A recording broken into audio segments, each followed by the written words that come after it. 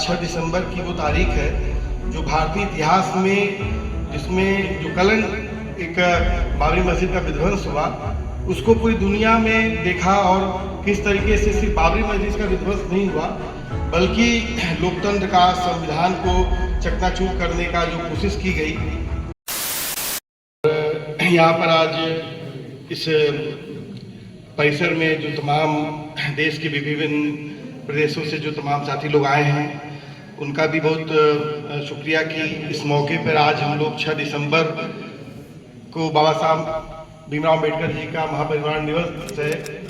इस मौके पर हम लोग आज बातचीत कर रहे हैं और आज जैसा कि अभी गुफरान भाई कह रहे थे कि आज 6 दिसंबर की वो तारीख है जो भारतीय इतिहास में जिसमें जो कलंक एक बाबरी मस्जिद का विध्वंस हुआ उसको पूरी दुनिया में देखा और किस तरीके से सिर्फ बाबरी मस्जिद का विध्वंस नहीं हुआ बल्कि लोकतंत्र का संविधान को चकनाचूर करने का जो कोशिश की गई।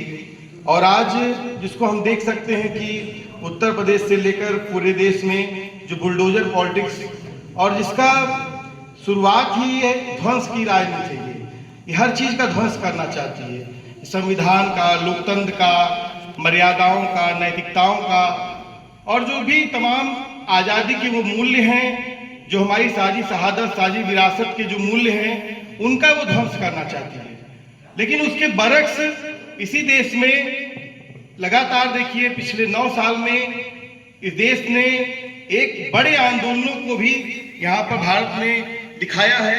और जिस तरीके से ऐतिहासिक किसान आंदोलन जो 13 महीने का चला, उसके पहले हमारी माताएं बहनें CNRC के नाम पर जब इस मुल्क को विभाजन करने की कोशिश की गई तो संविधान को लेकर खड़ी हो गई और बार बार हम बाबा साहब भीमराव अम्बेडकर और संविधान को लेकर हम बार बार खड़े होते हैं। आज के दिन हमको लगता है आज 2 तारीखें हैं।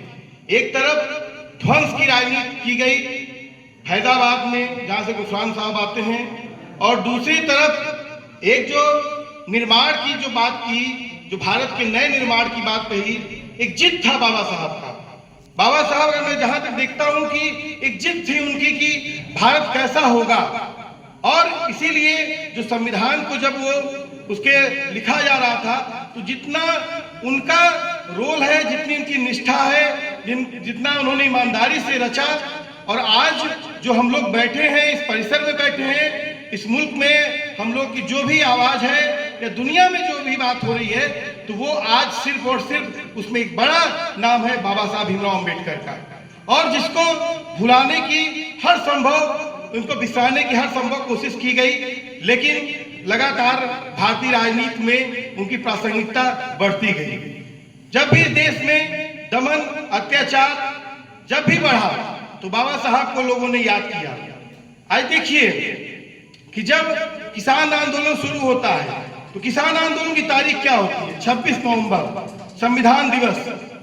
और मुझे लगता है कि कहीं न कहीं आज जब हम लोग बैठ करके इस परिसर में बात कर रहे हैं तो पिछले 9 सालों में जो हमने बाबा साहब को बात किया, हमने संविधान पे जिस तरह से हमने बात किया, शायद मुझे लगता है कि हमको अपने अंदर भी आलोचना करनी चाहिए कि हम इसके पहले नहीं बात करते थे। इस बात को मुझे लगता है कि जितना संविधान पर बाबा साहब को लेकर बात हुई और हमारे साथी रोहित वेमुला की जब हैदराबाद में शहादत होती है उसके बाद मुझे लगता है कि भारत में मनुवाद को लेकर जितनी महत्वपूर्ण बहस हुई कि एक तरफ हैदराबाद में एक यूनिवर्सिटी में एक लड़का रोहित वेमुला, जिसको कहा जाता है कि क्या कहते हैं लोग कि मेरे ये लोग आरक्षण का लाभ लेकर आ जाते हैं, इनको ये लोग लाभ लेते हैं, ये लोग इनके पास क्षमता नहीं है। और एक लड़का जब हैदराबाद में जाता है तो उसको वहां पर आत्महत्या करने पर मजबूर कर दिया जाता है। ये ब्राह्मणवादी मनुवादी जो स्ट्रक्चर है। और दूसरी तरफ एक लड़का JNU में नजीब, आज भी इसका पता नहीं है। यही आरोप लगता है ना मुसलमानों पे, ये तो टायर का पंचर बनाते हैं, ये तो फला करते हैं, ढका करते हैं। लेकिन एक लड़का नजीब जाता है JNU में, उसका पता नहीं चलता है।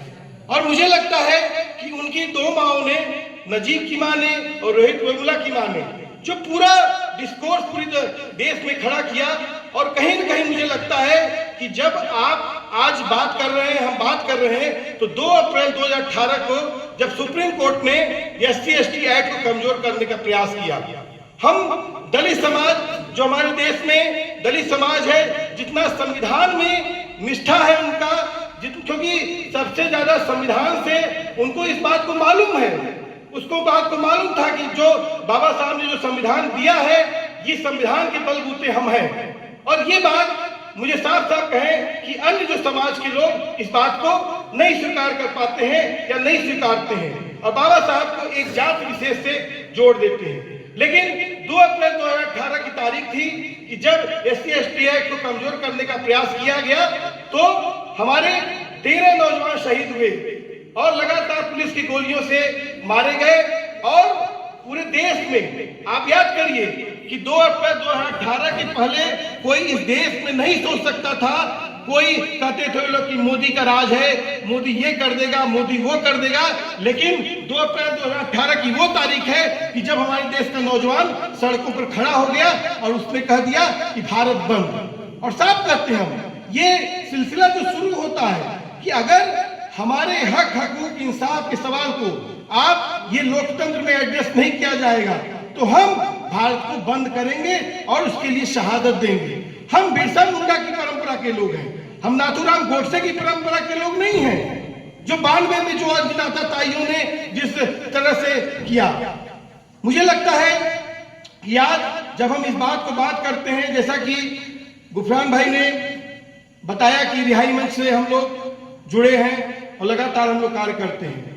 हमने देखा है उस दौर में कि जब आतंकवाद के नाम पर, चाहे वो कश्मीर के लड़कों का जब सवाल हो, चाहे हिंदू भारत के अन्य हिस्सों के सवाल, लड़कों का सवाल हो, तो लोग कहते थे कि आप इस तरह के सवाल उठाते हैं, इसीलिए आपको STF, ATS, NIA परेशान करता है।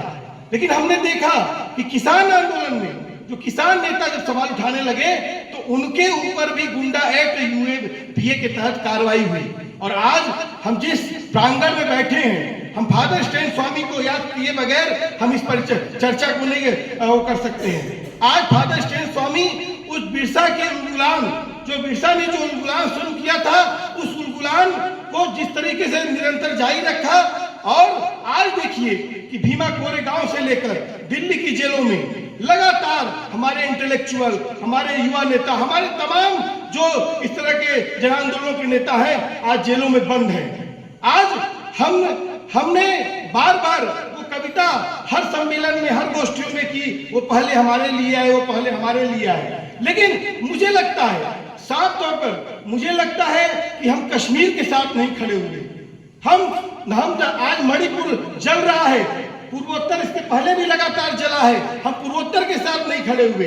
हम दक्षिण भारत में ऐसे जो तमाम सवाल थे, चाहे पंजाब के ऐसे सवाल थे, हम उनके साथ नहीं खड़े हुए। तो अगर आज हम झारखंड की धरती पे बैठ करके अगर बात कर रहे हैं, तो झारखंड के, छत्तीसगढ़ के, उड़ीसा में जब माइनिंग हो रही थी, जल जमीन पे जो कब्जा कर रहा था कारपोरेट, तब हम नहीं खड़े हुए। तो वो जो लड़ाई हम नहीं खड़े हुए, आज आजमगढ़ में भी वो कॉर्पोरेट को जाकर के वहां पर किसानों की जमीन कब्जा करने के लिए पहुंच गया है। तब हम जाकर के खड़े हो रहे हैं। बड़े बड़े एयरपोर्ट, बड़े बड़े एक्सप्रेसवे के नाम पर आज लोगों की जमीनों को कब्जा किया जा रहा है।